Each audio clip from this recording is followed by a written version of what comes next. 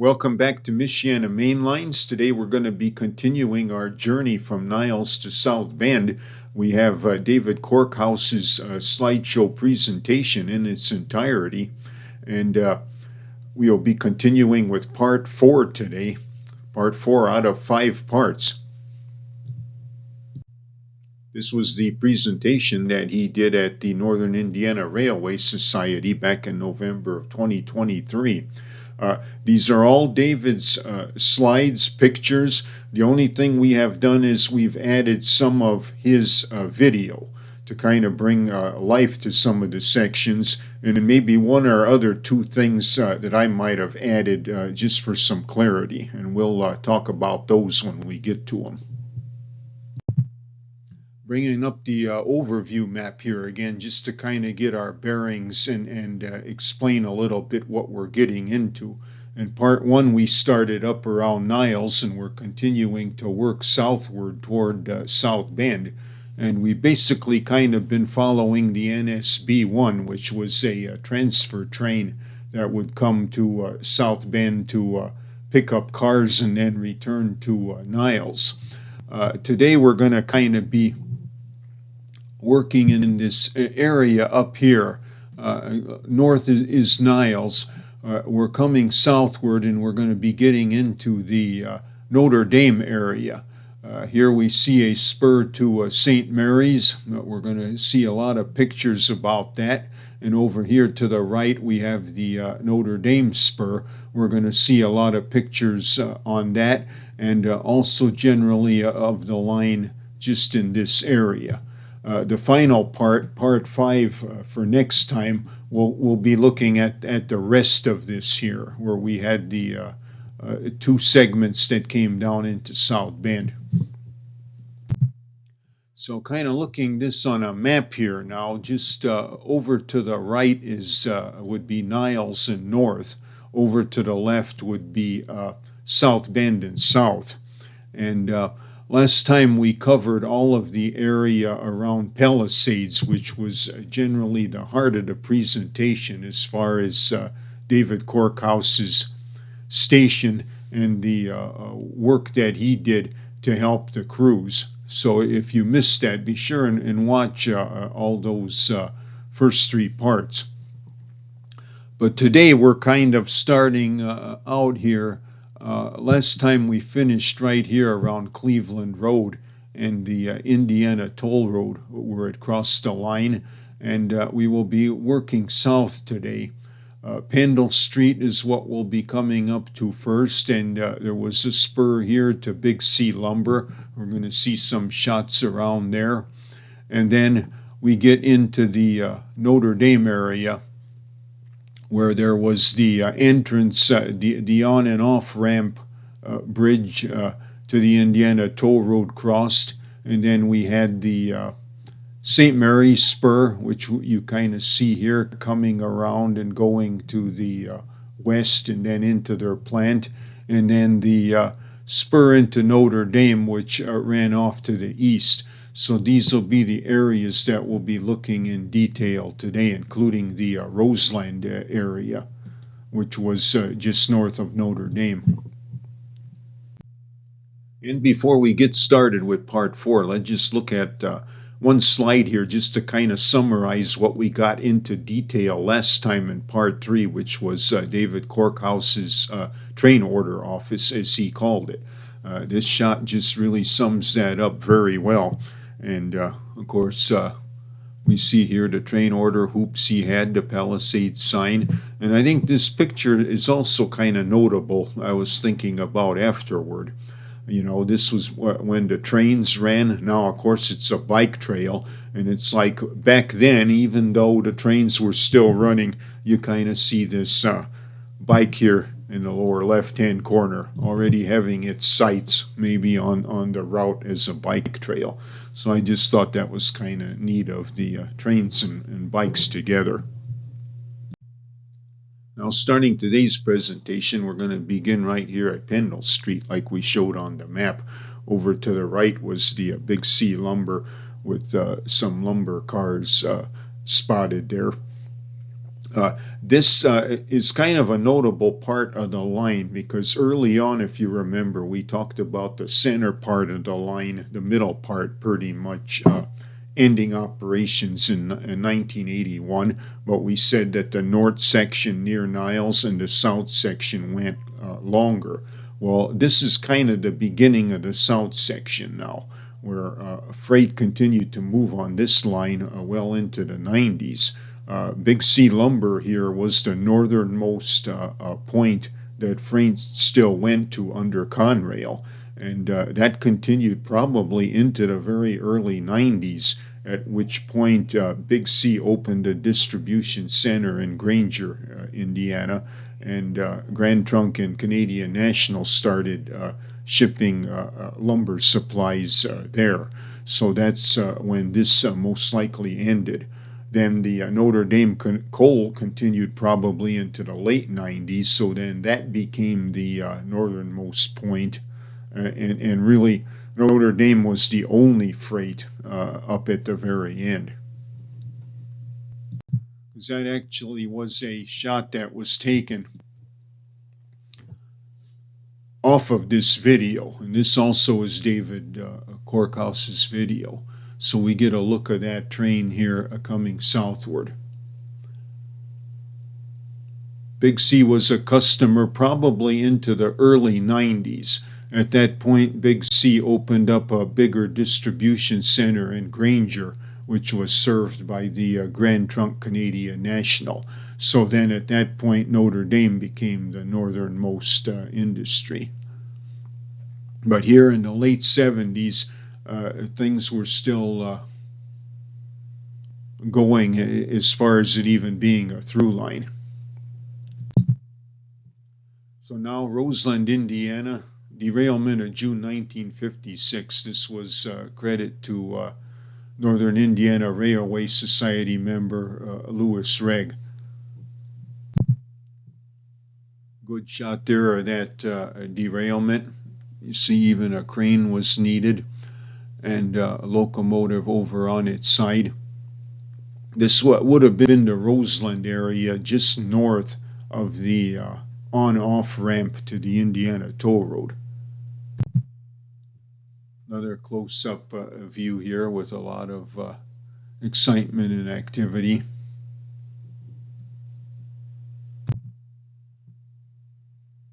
Shot here as well. This pretty much should have been kind of looking east, and this would have been off of the embankment to the Indiana Toll Road. Now that area back there now where there was houses, that's all pretty much commercialized now with hotels and apartments and such. Another good look here of the crane in action.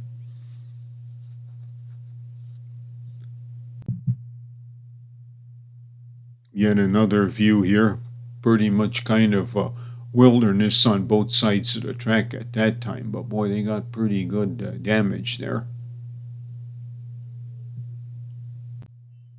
Randall's Inn billboard in the backdrop of this photo. That was a pretty well-known inn where even many of the performers that performed over at the Notre Dame would stay, as I understand. One thing to note on this picture here, if you notice when you see derailment pictures, oftentimes you will see the trucks or the wheel sets separated from the cars. It seems like that pretty much is the first thing to happen, and the reason for that is that the cars just kind of rest on those wheels or trucks kind of on a pin, so they're not really permanently attached. That's the reason why when the cars just tip over, they quickly separate from the wheels like you usually see in pictures. Pretty good damaged cars there once again.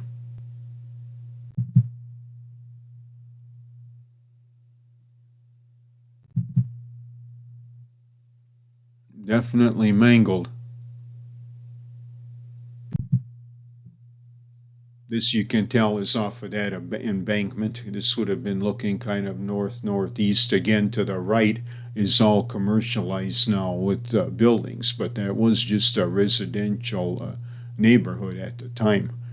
In fact, way back then I had a dentist that actually had an office on one of those side streets in that area. That's a good look at the track, and it wasn't very heavy track. This was pretty much light rail. In fact, from what I understand, this actually was a lot of rail that came off of the streetcar lines when they were torn up in town, and that's what they used to build this southern portion of the Niles to South Bend.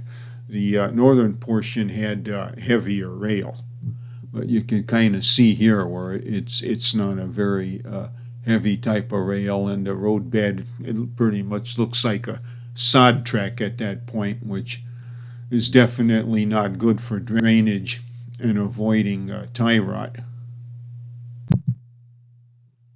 Now we're going to be arriving at Notre Dame and St. Mary's College, 1969 there and abouts. This is looking north. That's that bridge that was the on-off ramp for the Indiana Toll Road. Over to the left would be the spur that went to St. Mary's. And of course now this bridge is gone, and the ramp is now at ground level. But back then it was a overpass in order to clear the railroad. Another close-up shot of that locomotive here, leaving the St. Mary's branch. And once again, we have some video of this. So let's go ahead and fire that up here right now. Billboard for Portage Apartments. The Golden Dome, it's looking east toward Notre Dame, 31, US 31 traffic there in the background. This really makes a pretty good shot. And also just on the other side of that train would be the Notre Dame Spur, which went around. Here we see that same train from the picture coming off of the St. Mary's Spur and entering the main.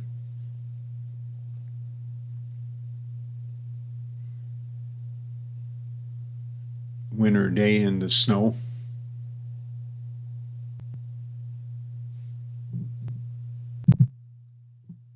This was the street that ran kind of right in front, kind of behind the previous shot we seen. This would have pretty much lined up with Douglas Road.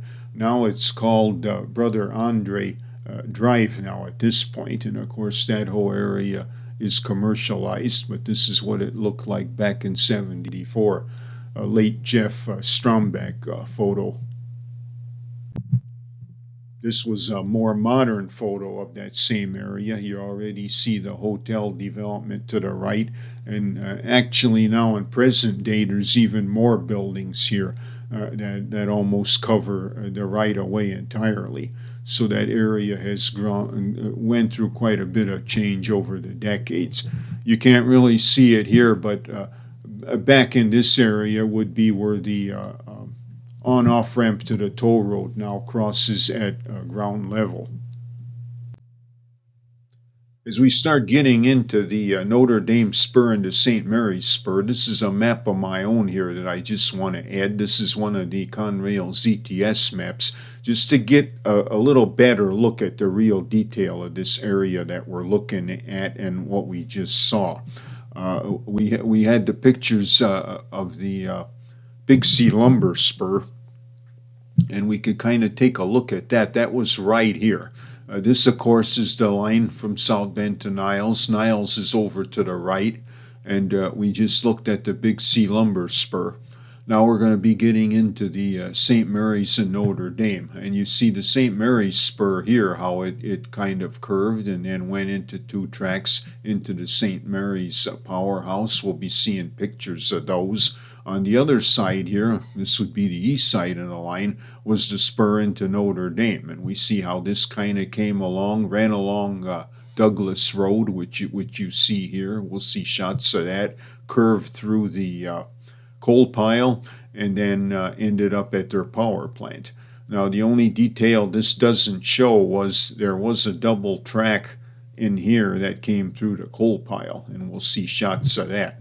Now, earlier when we talked about David's contribution of reporting to the crews what the lineup was of the cars left at the interchange, this would have been this area here. This was a passing track siding, fairly long, that ran through the Holy Cross campus area, Holy Cross College.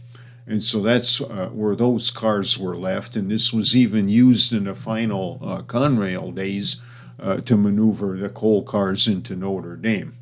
And what we see here is the MC connector, which went to South Bend. We'll be covering that in part 5. And also the line continued on at one time down here to Niles Avenue in South Bend. That'll also be included in part 5. Here was a cab view coming off of the St. Mary's Spur. This was a southbound train that came out of Niles, and they left their train over there on the main and then came into the St. Mary's Spur either to retrieve empty hopper cars or drop loads. Most likely probably picking up empties, but a cold winter day with that snow, it almost looks like that Spur is brand new. I mean, what good shape that looks there. A nice profile, and it is important to note that the St. Mary's Spur came into existence long after the Notre Dame. It probably was maybe later, like in the 50s or something like that, when that was put in. Much later than the Notre Dame site, which would be over looking straight ahead on the other side of the train cars. There is where that spur, you could kind of see it a little bit over here. That's where that curved and then went east into the Notre Dame power plant. This now is same area looking south this time now. You see the Notre Dame siding branching off here to go east, and that's straight south, Holy Cross College.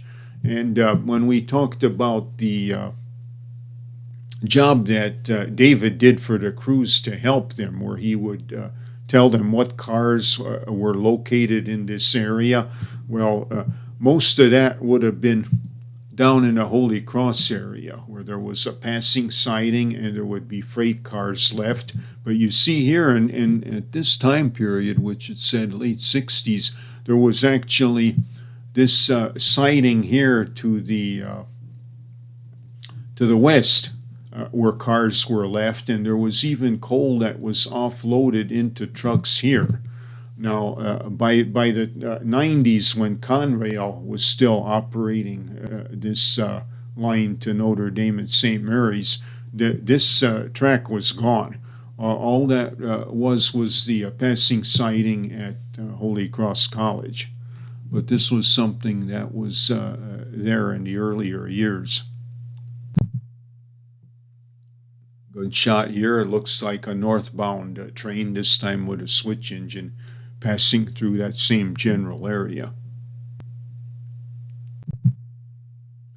This was the St. Mary's locomotive. They had their own, and I believe this now is up in Alden, Michigan, up in the northern part of the Lower Peninsula at the Alden Depot Park Museum there.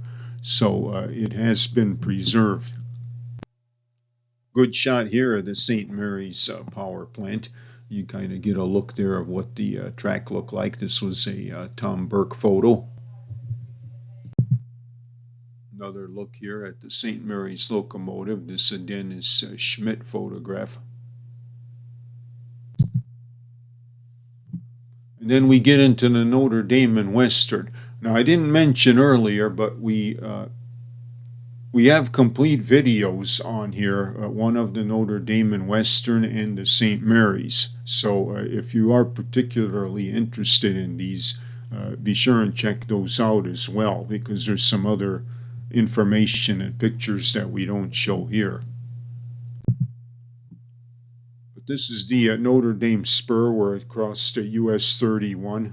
That would be Douglas Road over to the left, which kind of ran parallel to it. Another good look here at the line that paralleled Douglas Road. That area is far different now as Douglas Road has been abandoned and rerouted, so it doesn't even run close to where this line ran anymore, and of course this line is now all been pulled.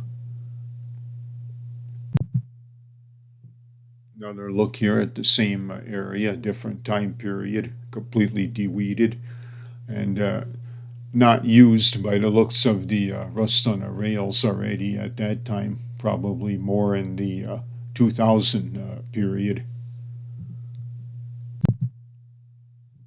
Another shot here of the Penn Central locomotive handling the cars along Douglas. Over the decades, things changed the way the coal was taken in and out of the plant. But in the final years under Conrail, loads would just be left here right alongside Douglas Road and then picked up when they were empty. Notre Dame, of course, had their own switcher, and they would pull the cars into their coal pile area for unloading, and then they had their own hopper cars, which would go to the dumpers of their power plant to unload the coal into the burner. This was where the road crossed Douglas Road, where the line crossed Douglas Road. This is where it crossed it on the west side, because then it would loop through the coal pile and then cross Douglas Road again to enter the power plant area. This was a good shot of the coal pile area here, just north of the power plant. You kind of see that there's not really a lot of ballast on that track there over to the left. Here we see the same location, but this time the track is well ballasted, in fact over ballasted with coal. Coal is just everywhere. I suspect this was probably in the later years when the coal was already not being brought in by rail but by truck, so they pretty much just let it fly wherever it be. Look at one of Notre Dame's hoppers in D&W number 2 that they used to shuttle the coal into the burners. This was that same area again, kind of, 1965, the Northern Indiana Railway Society fan trip. Special day for those members, I'm sure. Look at the power plant area. That's just on the other side of Douglas Road with a Penn Central locomotive handling some cars there. Another look at Notre Dame hoppers at the power plant. The power plant kind of changed appearances over the years. It looks like here back in the older days, coal was dumped outside, and there was kind of the elevated area there. I believe later on more buildings were put in and added, and then the coal was dumped inside the building. Look at the Notre Dame crane.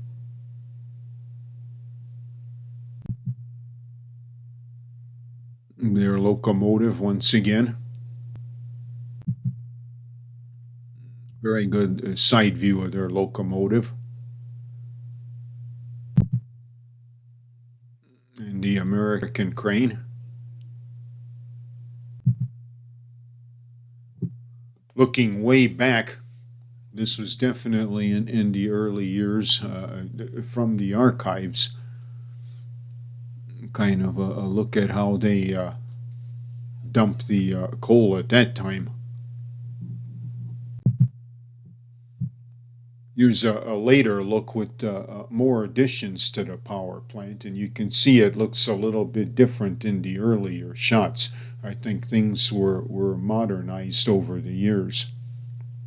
And then, of course, as we all know how the story ended, eventually Notre Dame ended up burning coal and switched to gas, so coal wasn't needed anymore anyway. Now the coal did go into the university by rail, probably up until the late 90s, and then what they started doing was transloading it from a site on South Olive Street. I think that was just a win-win for Conrail and the university, because Conrail didn't have to mess with the several miles of line to get to Notre Dame, and yet they still got the long haul of the coal, so it could be that Notre Dame even got a price break because of that. Look at the locomotive in its final home now at the Hoosier Valley Railroad Museum. This was in the summer of 2023. And in D&W number 5332, built by Porter, 1942, 65-tonner. That locomotive had to be transported by truck to get down to North Judson, because already at that point the line was out of service. Golden Spike, 1890 thereabouts. Very hard to tell exactly where this picture was taken, but historical nonetheless. Dave wants to give special thanks to the following people: David Phillips, Doc Bachman, Dan Lewicki, Tom Burke with improper spelling. You see his proper spelling name up at the top. Tom Capshire from the Monon Society, Cindy Goodrick, Lou Ragg, past NIRS president, George Elwood, Kyle Korkhouse, and Niles Crewbase. Takes a lot to put one of these presentations together, so we are always thankful to everybody that provided photos, video, maps, charts, even sometimes just plain old information of things they remembered is all valuable when it comes to productions such as this. Freedom Train comes to South Bend June 13, 1975. That's just a little bit teaser for the final part, which will be coming up next, when we will show quite a bit of shots of the Freedom Train, and then we will cover the final segments into South Bend and take a look at that. Again, thanks for watching. Like, subscribe if you haven't already. I know there's a lot of viewers that are being suggested here by YouTube. So if this is your first time seeing the channel and you really like this Niles to South Bend, there's a lot of other videos on here. A lot of different information, pictures, and stuff that you didn't see in this particular series. So check that out, because we even have a lot of Conrail video from the final years of operation. So again, thanks for watching, and we'll look forward to seeing you next time, and maybe we'll even see you trackside. Who knows?